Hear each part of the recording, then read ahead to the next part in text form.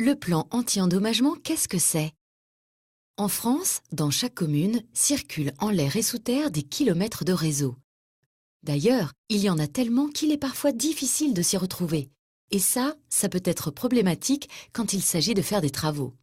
Pour toujours plus de sécurité, le ministère de l'Environnement met en application dès 2012 le plan anti-endommagement.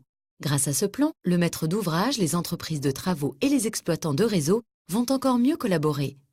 Par exemple, imaginons un maire qui a un projet de rond-point, un beau trou à creuser.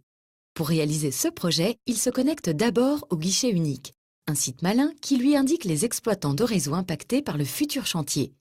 Puis, il les contacte via une plateforme d'échange qui permet aux acteurs du projet de communiquer plus rapidement. Il y dépose sa déclaration de travaux et reçoit en retour des exploitants tous les plans des réseaux dont il a besoin. La procédure pour un démarrage prochain des travaux est lancée. Mais dans certains cas définis par la nouvelle réglementation, Monsieur le maire doit d'abord faire des investigations complémentaires pour situer exactement les réseaux. Il transmet alors les résultats à l'entreprise de travaux et aux exploitants.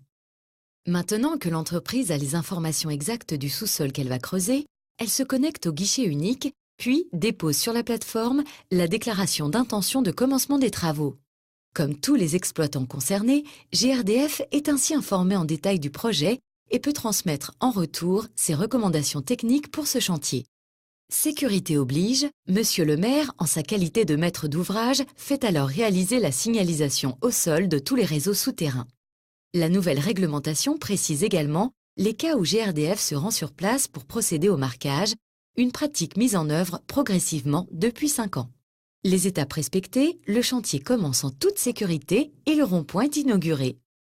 Bien entendu, si Monsieur le maire a d'autres projets un peu plus petits, la procédure est plus rapide mais tout aussi sûre. Résumons maintenant. Un guichet unique, des procédures plus fluides grâce à une plateforme d'échange, un sous-sol mieux cartographié, des travaux plus faciles à conduire, la sécurité de tous parfaitement maîtrisée.